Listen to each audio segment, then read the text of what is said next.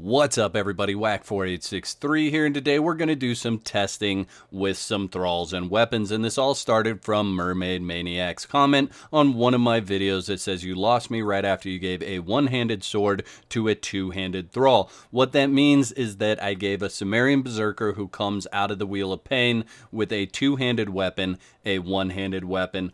And the general idea is that thralls do their best with a weapon type that they come out of the Wheel of Pain with. So if Dalinsia comes out of the Wheel of Pain with a one-handed weapon, she's always going to perform the best with a one-handed weapon. So that's what we're testing here today. And in order to do that, I had to create a mod. So as you can see, I have all these weapons that I've given 100 damage to and 100% armor pen.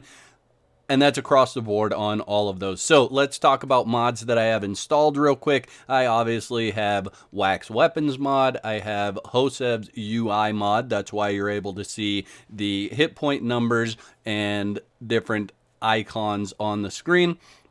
And I have Pippi installed so that I can easily spawn in the creature that we're going to be killing today. So I am going to do this video backwards here, guys. I'm going to give you all the results up front because it is a 45-minute long video to watch all the testing. I know a lot of you guys are not going to want to do that, so I'm going to give you everything up front, all of the details, and then for those of you that actually want to watch the test go through, you can stay and watch that. I am not going to commentate the entire thing because it's going to be too long, and I'm going to end up rambling on, and it's going to sound ridiculous. So I will pop in when we go over all the numbers for each of the thralls. The thralls that I'm using today are the Sumerian Berserker and Dalinsia. We're going to start with Dalinsia, and the enemy that I have chosen is the Giant Croc.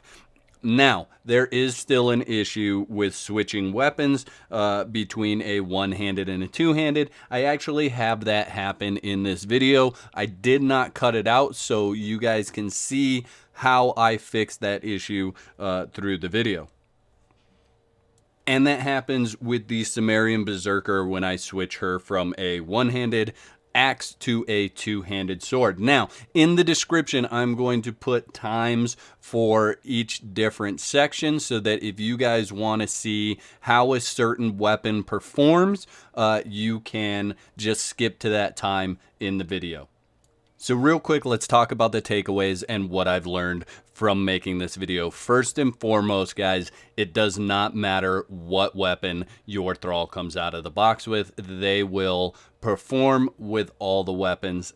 I do not see any data in this test that makes me believe any differently.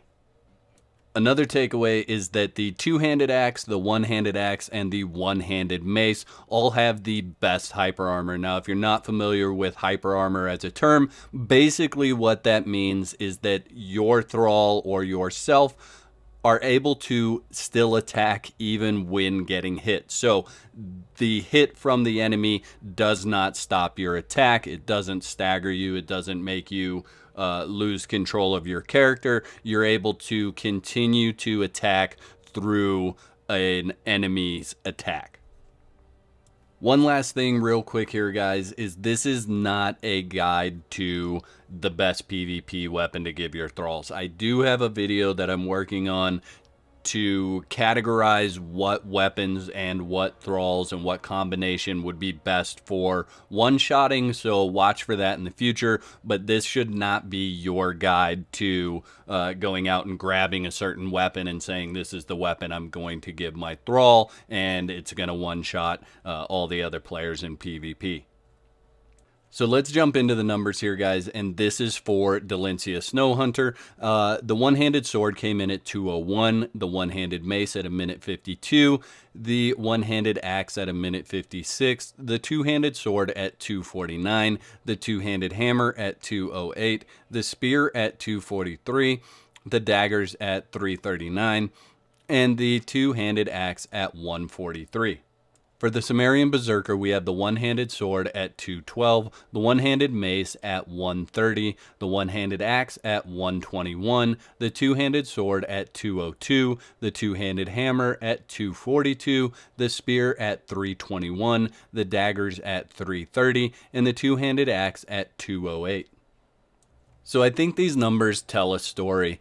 The Sumerian Berserker one-handed axe was the best at 121, the one-handed mace at 130, and the two-handed axe at 208. Dalinsia Snow Hunter was best with the two-handed axe with a time of 143, the one-handed mace at 152, and the one-handed axe at 156. So you can see the Sumerian Berserker that normally comes out of the box with a two-handed sword did best with a one-handed weapon in her first two categories. Dalinsia Snow Hunter, on the other hand, who comes out of the box with a one-handed weapon, did best with the two-handed axe. So what that means to me is that the style of weapon does not matter. There's one AI controller, and whatever weapon, one-handed or two-handed, you decide to give your thrall, you're going to be fine. The other thing to notice here, guys, is that the one-handed mace, the one-handed axe, and the two-handed axe are all in the top 3 times for both of the thralls. So I'm almost finished talking here, guys, but what I want to do real quick is just run you through a quick test so that you can see exactly how all the tests are working. Now, before the first test, I will show you the stats for each thrall, and that way you know what we're working with there. The other thing that I'm going to show you is which weapon I am giving to the thrall so that you know which one I'm testing. In this case, it's the two-handed sword. And lastly, I will then come up here and speak to this person, and that's going to spawn in the giant croc. As you can see, we're going to time that like I do in a lot of the other videos that I do. That way you know what each time actually is. Now, the way that I set this up for the time, guys, is I actually go to the frame where the thrall hits the enemy the first time. So I start that timer at the first hit, and then I go to the frame where the crocodile or whatever we're fighting, in this case the crocodile, when the health bar disappears off the screen, I take that frame, and that's where I end the clock. So it is very, very close to the actual time, if not the actual time. I don't think I could get it any closer than that. Something that I want to point out is when the thrall gets in the corner like it is now, they do bug out a little bit. But that happens across all the tests that I did. They all end up in that corner at some point in time. That's just the way it works when fighting the giant croc, because it sends them so far across the screen. So keep that in mind, but I don't think that affected this test whatsoever.